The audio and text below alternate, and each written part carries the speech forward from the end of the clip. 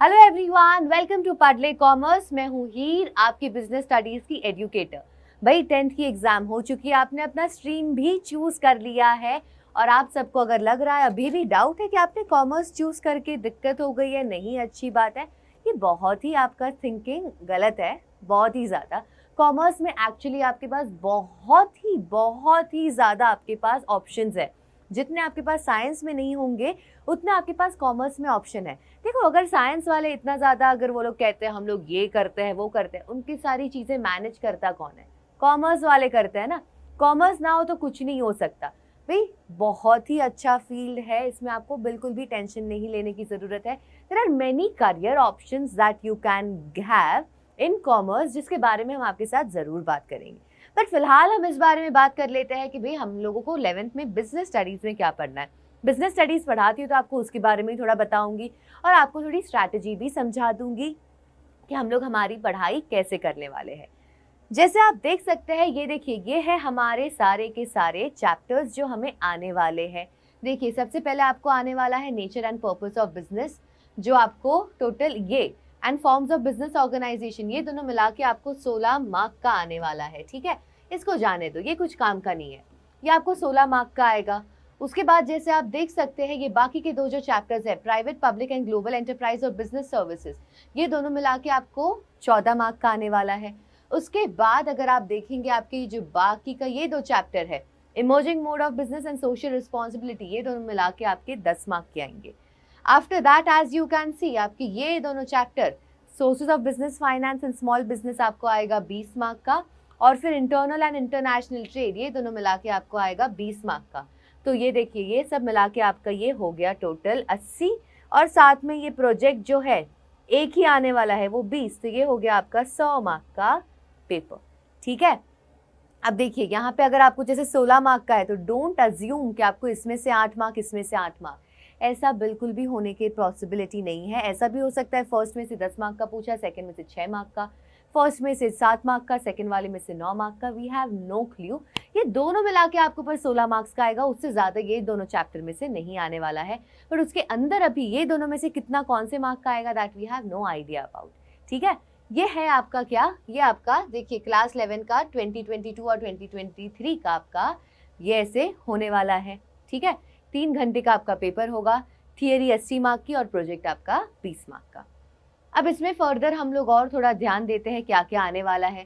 जैसे आप देख सकते हो, evolution and fundamental of business में ये सारी चीज़ें आपको आने वाली है। आपको history of trade and commerce in India, बाद में आपको बिजनेस का मीनिंग जानना है, बाद में आपको उसके कैरेक्टरिस्टिक करने हैं, कंसेप्ट जानना है कि भाई बिजनेस, प्रोफेशन एंड एम्प्लॉयमेंट में क्या फ़र्क है, और उसको बाद में डिफ्रेंशिएट हमें करना है। उसके अलावा आपको इकोनॉमिक और सोशल ऑब्जेक्टिव्स, प्रॉफिट का क्या रोल है हमारे बिजनेस में, इंडस्ट्री और कॉमर्स के बारे में जानेंगे और इंडस्ट्री के अलग अलग टाइप। वैसे ही कॉमर्स के बारे में जब हम कर रहे हैं तो हम लोग कॉमर्स के अलग अलग जो टाइप्स होते हैं, ऑक्सिलरीज टू ट्रेड जो होता है, उसके बारे में पढ़ेंगे। बाद में हम लोग रिस्क के बारे में जानेंगे और nature and causes of business risk, business में कैसे कैसे रिस्क आ सकते हैं। ये हमारा हो गया इसके यूनिट 1।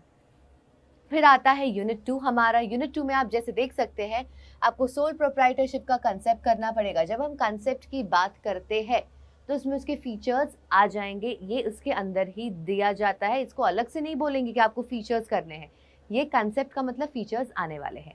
ठीक है, आप कंसेप्ट, उसके मेरिट्स, डीमेरिट्स पढ़ेंगे। वैसे ही आप पार्टनरशिप में उसके कंसेप्ट, टाइप्स, मेरिट, डीमेरिट्स पढ़ेंगे। रजिस्ट्रेशन कैसे होती है, उसकी डीड के बारे में, टाइप्स ऑफ पार्टनर्स, ये सब पढ़ेंगे हम। बाद में हिंदू अनडिवाइडेड फैमिली का पूरा कंसेप्ट हमारा किया जाएगा। देखो, मेरिट डीमेरिट नहीं है, नहीं करना है हमें। ठीक है, don't worry about it. Cooperative society का कंसेप्ट, मेरिट डीमेरिट, देखिए बताएंगे आपको। मेरिट डीमेरिट करना है तो आपको बताएंगे। हिंदू अनडिवाइडेड में नहीं बोला है तो हमें नहीं करना है, क्यों दिक्कत करनी है भाई, इतना ज़्यादा नहीं करना, जितना बोला है उतना कर लेंगे। ठीक है, उसके बाद देखिए कंपनी का अगर बारे में हम जाने, उसका वापस से देखो कंसेप्ट, मेरिट, डीमेरिट, बाद में प्राइवेट पब्लिक 1% कंपनी का हम लोग पूरा कंसेप्ट करेंगे कि दोनों में तीनों में क्या अंतर है, उसके फीचर्स क्या होते हैं, वो सब कुछ हमें पढ़ना है। बाद में कंपनी के फॉर्मेशन के स्टेजेस क्या होते हैं, कौन से हमें काम के कागजात लगते हैं अगर एक कंपनी चालू करनी है। उसके बाद हमारा चॉइस एक बिजनेस ऑर्गेनाइजेशन का कौन सा होगा, किन किन फैक्टर्स के ऊपर डिपेंड करता है, ये हमारा यूनिट 2 हो गया। देखिए हर एक का मैं आपको अभी पूरा पूरा बताते नहीं जाऊंगी, क्योंकि यार देखो आप देख सकते हैं इसे यहाँ पे आराम से। फिर ये पब्लिक प्राइवेट सेक्टर के हम लोगों को कंसेप्ट करना है, ठीक है। उसके बाद हम लोगों को फॉर्म्स ऑफ पब्लिक सेक्टर, जो भी सारे फॉर्म्स है उसके हम लोगों को सब कुछ करना है, उसके हमें उसके फीचर्स, मेरिट्स, लिमिटेशन सब करना है। वैसे ही ग्लोबल एंटरप्राइज का हमें फीचर्स करने हैं और पब्लिक का भी हमें सारे फीचर्स करने हैं, ठीक है। या अगर हम लोग 4th वाले पे, जैसे आप यहाँ पे देख सकते हैं, हम लोगों को इसमें बहुत कुछ है। बिजनेस सर्विस करना है, बैंकिंग हमें पूरा करना है, बैंकिंग सर्विसेज में काफ़ी कुछ आता है वो करके, इंश्योरेंस के बारे में पढ़ना है, फिर पोस्टल सर्विस के बारे में हमें पढ़ना है। ये सारे आपको आप टेंशन लेने की ज़रूरत नहीं है कौन सा क्या है।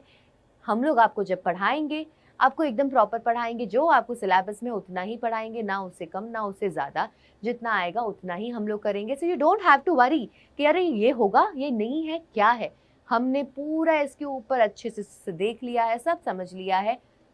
ये जो हम आपको अभी दिखा रहे हैं वो आपके अंडरस्टैंडिंग के लिए है, ठीक है। उसके बाद जैसे आप देख सकते हैं हमारा ई बिजनेस में हमें बहुत कम है, मीनिंग करना है, स्कोप उसका क्या है, बेनिफिट्स करो, बाद में डिस्टिंग्विश करो ई बिजनेस को ट्रेडिशनल बिजनेस के साथ। उसके बाद सोशल रिस्पॉन्सिबिलिटी आ गया, ये रहे उसके सारे टॉपिक्स। भाई बोल बोल के अभी क्या मतलब है, यू कैन सी इट, आप समझ रहे हो तो आप अपने से ये देख सकते हो, ठीक है। कंसेप्ट जानेंगे, बाद में क्या होता है पूरे हम लोग केस समझेंगे उसका, हम लोग सोशल रिस्पॉन्सिबिलिटी हमारी अलग अलग ग्रुप की तरह क्या होती है, बिजनेस का कैसा रोल है एनवायरनमेंट को प्रोटेक्ट करने में, बाद में बिजनेस एथिक्स के बारे में पढ़ेंगे और अलग अलग जो उसके एलिमेंट्स होते हैं उसके बारे में पढ़ेंगे। फिर ये आ गया हमारा 7th यूनिट। भाई आपने देख लिया था, ये हमारा फिर पार्ट बी से आ गया, ठीक है। ये और नेक्स्ट चैप्टर हमारा 20 मार्क का आएगा दोनों मिला के। इसमें हम लोग business finance, owner's fund, borrowed fund के बारे में पढ़ेंगे, ठीक है। उतना ही है, ज़्यादा नहीं है, बट ये आपको लग रहा है छोटा है, बट इसमें बहुत कुछ है आपको पढ़ने के लिए, बहुत ही ज़्यादा। इसमें छोटी छोटी चीज़ें हैं जिसको हमें बहुत ध्यान से करना है, बट हो जाएगा, ठीक है। उसके बाद हमारा स्मॉल बिजनेस में तो भाई बहुत कुछ है। हमें एंटरप्रेन्योरशिप डेवलपमेंट के कंसेप्ट, कैरेक्टरिस्टिक, नीड, फिर जो प्रोसेस होता है एंटरप्रेन्योरशिप डेवलपमेंट का वो पढ़ने के बाद स्मॉल स्केल एंटरप्राइज का पढ़ेंगे, रोल क्या है स्मॉल स्केल का, गवर्नमेंट ने कौन सी स्कीम और एजेंसीज लेकर आई है स्मॉल स्केल इंडस्ट्री को आगे बढ़ाने के लिए, ये सब हमारा ये चैप्टर में आ जाएगा। नेक्स्ट चैप्टर देखते हैं इंटरनल ट्रेड, उसका मीनिंग जानेंगे, टाइप्स ऑफ सर्विसेज क्या होते हैं, रिटेल ट्रेड के बारे में जानेंगे हम लोग, लार्ज स्केल रिटेलर्स भी उसमें होते हैं। फिर हम लोग जीएसटी के बारे में, जीएसटी एग्जैक्टली है क्या, उसका कंसेप्ट हम लोग इसमें समझेंगे। लास्ट हमारा नहीं है, ये लास्ट है वैसे तो सॉरी, लास्ट हम लोग अगर इस पे आ जाते हैं तो क्या कह रहे हैं, इंटरनेशनल ट्रेड का हमें कंसेप्ट और बेनिफिट्स करना है, मीनिंग और प्रोसीजर करना है, और फिर इंपोर्ट का भी हमें मीनिंग और प्रोसीजर करना है। फिर उसके साथ साथ हमें डॉक्यूमेंट्स भी जानने हैं कि भाई कौन से इंटरनेशनल ट्रेड अगर हमें करना है तो कौन से डॉक्यूमेंट्स लगेंगे, वो पढ़ना पड़ेगा, और हमें वर्ल्ड ट्रेड ऑर्गेनाइजेशन के बारे में जानना पड़ेगा, ठीक है। अभी देखो बीएसटी हमारा जो है 10 है टोटल चैप्टर बराबर, अगर हम लोग ध्यान से पढ़े ना आराम से हो जाएगा। अभी हमारी ये पढ़ाई करने की 11th में स्ट्रैटेजी क्या है, देखो अगर आप सबसे पहले तो ये एक बात ध्यान रखना, अगर आप सोच रहे हो 11th है नहीं पढ़ना है, ऐसा मत करना। ये जो आप सारे कंसेप्ट्स पढ़ रहे हो ना, आपको एंड तक आपको ये सारे काम आने वाले हैं। हमें अगर ऐसा लग रहा है कि नहीं यार कुछ नहीं होने वाला, ये गलत हमारी थिंकिंग है, हम लोगों को ये चेंज करनी है हमारी thinking, it's very important. 11th just because हम लोगों को इसके थ्रू हमारा करियर नहीं डिसाइड होता, that does not mean right कि हम लोग इसे छोड़ देंगे। छोड़ना कुछ नहीं है, स्टार्टिंग से अगर हम लोग पढ़ाई हमारी बढ़िया करते हैं ना, हमें कभी भी दिक्कत नहीं आएगी। देखो 2 चीज़ हमेशा याद रखना, स्टार्ट अर्ली और दूसरा है बी कंसिस्टेंट। ये दोनों अगर आपने चीज़ याद रखी और आपने इस हिसाब से अपने लाइफ में बढ़े ना, not only studies in anything, भाई बहुत आगे चलोगे लाइफ में, ठीक है, बहुत ही ज़्यादा अच्छे से सब कुछ होगा। तो देखो जस्ट बिकॉज अभी आपकी एग्जाम खत्म हुई आप सोचोगे अरे अभी चिल मारेंगे जब आराम से एंड में पढ़ेंगे, ऐसा नहीं करना है। थोड़ा चिल मारो, no one is saying no for that, करो यार टाइम पास करो, पर उसका ये मतलब नहीं आप छोड़ दोगे। जैसे ही आपका टाइम शुरू हो जाए कि भाई अभी करना शुरू करना है, एंड में कोई पढ़ाई नहीं करेगा, स्टार्टिंग से शुरू कर देना है, कंसिस्टेंट रहना है। ऐसा नहीं कि अभी 2 दिन पढ़ा बाद में 10 दिन पढ़ाई नहीं हुई है, ऐसे पढ़ाई नहीं होती है। एवरी डे हमारी पढ़ाई होनी चाहिए, जिससे क्या होगा भाई हम लोगों को एंड में पूरा हमारे ऊपर लोड नहीं आता है। एंड में जब हम पढ़ाई करने बैठते हैं तो देखो बीएसटी की अगर मैं आपको बात करूँ, इको, सारे ही इनफैक्ट सब्जेक्ट्स की बात करूँ, कैसा होता है एंड में अगर हम लोग पढ़ाई करने बैठते हैं ना, इतना सारा इसमें पढ़ाई होता है, इतना कुछ है कि फिर हम लोगों से कुछ भी नहीं हो पाएगा। सी आई एम नॉट सेइंग कि भाई कॉमर्स बहुत ईजी है, आराम से हो जाएगा, ऐसा नहीं है। कॉमर्स आपको तब ईजी लगेगा जब आपके सारे कंसेप्ट क्लियर होंगे, और ये कब होगा, जब आप लोग स्टार्टिंग से पढ़ाई करोगे, आप थोड़े कंसिस्टेंट रहोगे। और हम तो आपके लिए बढ़िया से अलग सारे वीडियोस लेकर आने वाले हैं। हर एक चैप्टर के कंसेप्ट हम आपके साथ बहुत अच्छे से करने वाले हैं, तो आपको उसमें कोई भी दिक्कत की ज़रूरत नहीं है। आपको क्या करना है, टाइम टू टाइम आपको हमारे वीडियोस जब भी अपलोड हो, आपको तब वो देखते रहने हैं। और मोस्ट इम्पॉर्टेंट थिंग, वीडियोस देखने के बाद आपको तुरंत ही अपने नोट्स बनाने हैं। ठीक है, नोट्स बनाना बहुत ज़्यादा ज़रूरी है। जब हमारे पास हमारी राइटिंग में कुछ होता है ना, तो हमारे लिए उसकी पढ़ाई बहुत ही ज़्यादा ईजी हो जाती है, हमें दिक्कत नहीं आती है। आपको जो अगर मैं टाइम टेबल की बात कर दूं कि आपको कौन से दिन पे हमारे कौन से मिलने वाले हैं, तो आप देख सकते हैं यहाँ पे मंडे को आपको मेरा क्लास मिलेगा, बीएसटी की आपको पढ़ाई कर देखेंगे आप ट्यूसडे को आपको इको मिलेगा, वेडनेसडे को अकाउंट्स, थर्सडे को वापस से इको, फ्राइडे को अकाउंट्स और सैटरडे को इंग्लिश। संडे आपको चिल मारने के लिए है। हम भी समझते हैं कि भैया आपको बहुत ज़्यादा पढ़ाई है, दिक्कत आती है यार, नहीं पढ़ा जाता है, इट्स ओके, नो प्रॉब्लम। देखो 6 दिन पढ़ो, 7 दिन में से 1 दिन हम आपको दे रहे हैं, और आपके ऊपर देखो स्टार्टिंग से लोड भी नहीं डाल रहे, दिन का सिर्फ आपको एक ही पढ़ाई करनी है, ज़्यादा नहीं करना है।